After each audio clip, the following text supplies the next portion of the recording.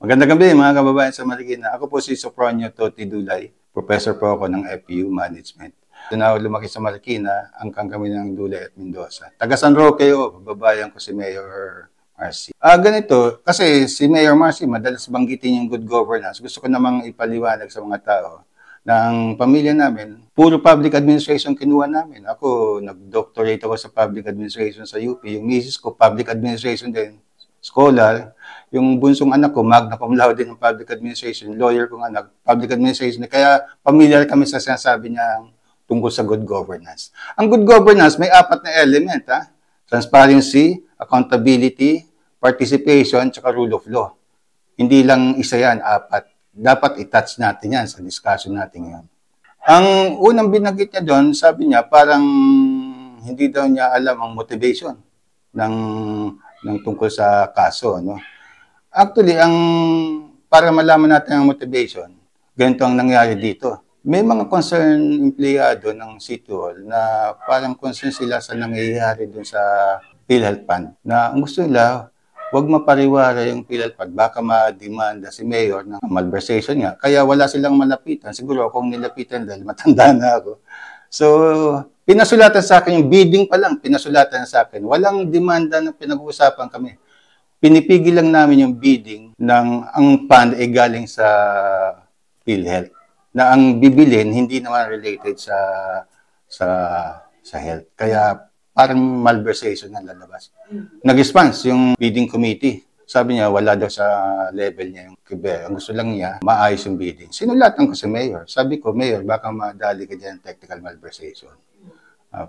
Pag-aralan niyo yung batas.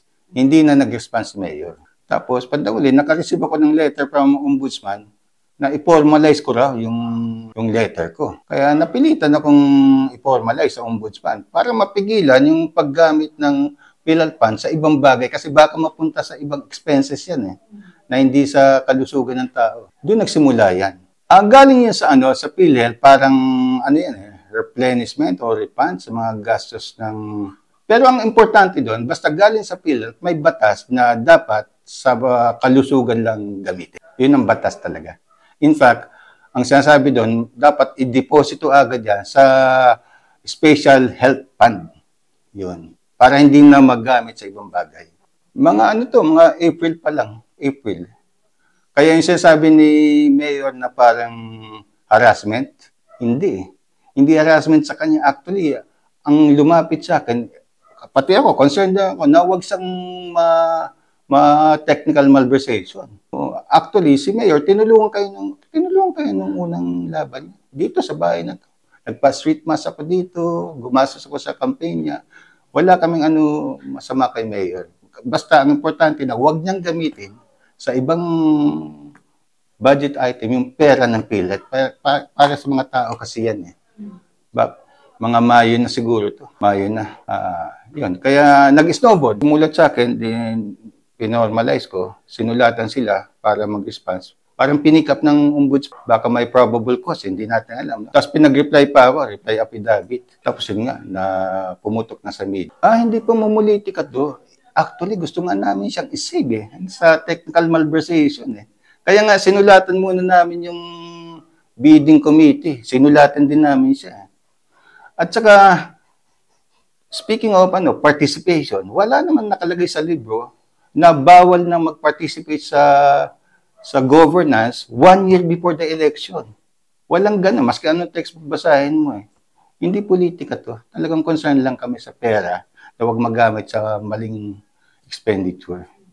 Kasi baka magamit sa katulad ng project sa city, sa palengke, mga ganun. Kailangan pagkalusugan talaga ang paggagamitan.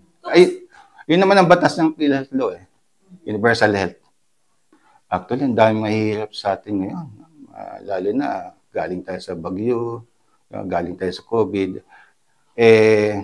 Pag yung kalusugan, ipabayaan pa natin. May pera para sa kalusugan, dadali natin sa iba. Kawawa naman ng mga mamamay. Yung sa timing, definitely, hindi political to. Kasi nakita niyo naman, hindi political. Tapos, rule of law, element ng good governance yan.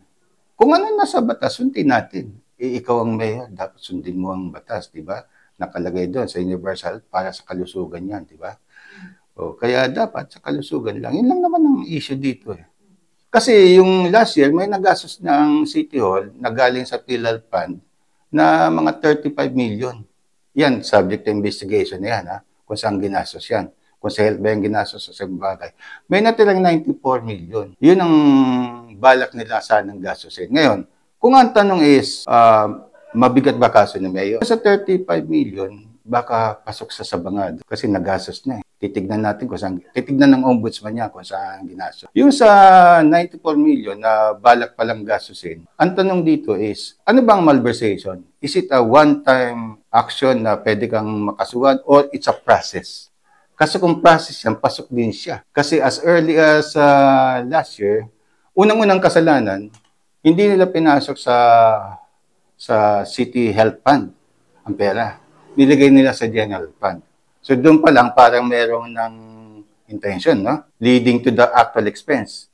Tapos meron silang dalawang ordinansa na probado ni Mayor na ina-allocate yung pondo sa ibang bagay na naman. Tapos meron pang bidding na pinigil nga namin, hindi naman nagpapigil. Kaya yung process continuous eh. Ang kulang na lang yung actual bilihan talaga. Ngayon ang tanong is, yung ba malversation na? Hindi ko pwedeng sagutin yan. Hindi ako pwedeng abogado. Bahala ng ombudsman mag-decide yan. Kung malversation. Pero siyempre, doon sa unang gastos niya 39, medyo mabigat na yun. Kaya advice ko kay Mayor, total, kaibigan naman kami, kumuha siya ng magaling na abogado. Actually, ang motivation ko lang talaga, ang personality ko kasi, pag may lumapit sa akin, tumutulong ako, may lumapit na gusto lang parating kay Mayor na huwag gamitin yung pera, baka sa ibang bagay, baka malversation. Kaya sumulat nga ako. Yun lang ang motivation ko. At syempre, gusto ko rin masave yung pondo na para sa kalusugan lang talaga. Dahil katulad ko, senior citizen ako. Marami mga senior citizen dito, nangangailangan ng gamot, vitamina, hospitalization. Yung ba namang pera na yun, gagamitin pa natin sa ibang project na pwede namang kumuha sa ibang budget, no? Diba? At saka bukod pa, labag sa batas yun. Violation na yun sa rule of law of good governance. Kung good governance ang Mayor Marcy, huwag mong ituring na politika to, no? Alam mo naman, tinulungan kita nung unang takbo mo. Aminado tayo, walang-wala ka noon. Nagpa-ano pa ako dito, nagpa-street mass pa ako dito, nag-dinner pa tayo sa bahay, mga pa-meeting mo, minsan ako pag gumagasos. Huwag mong ituring na politika to. Pasalamat tayo sa ombudsman at napigilan ang paggastos kasi sinabi mo, balak kong i-restore. Sana ma-restore mo yung 120 million. No? Pasalamat tayo sa ombudsman, napigilan. Pero as regards to your case, wala na tayong magagawa doon kasi nasa ombudsman eh. So, yun na lang. Galingan mo na lang ang depensa mo. Good luck na lang. No? O mga kababayan ko sa Marikina, tayo dito sa Marikina para magkakapatid tayo eh. Ako, pinagmamalaki ko ang Marikina na tayo parang probinsyang kultura natin, makakakilala tayo. Tayo, dapat, halag tayo kung may nakikita tayong kamalian na ginagawa. Doon lang tayo sa tama. Kasi tayo lang naman to eh. Insulto para sa atin to na may isang taong o isang government official na parang hindi gumagawa ng tama. Kaya mag-ingay tayo, magprotesta tayo kung mayroong kinakailangan protesta. Dahil para sa ating bayan to.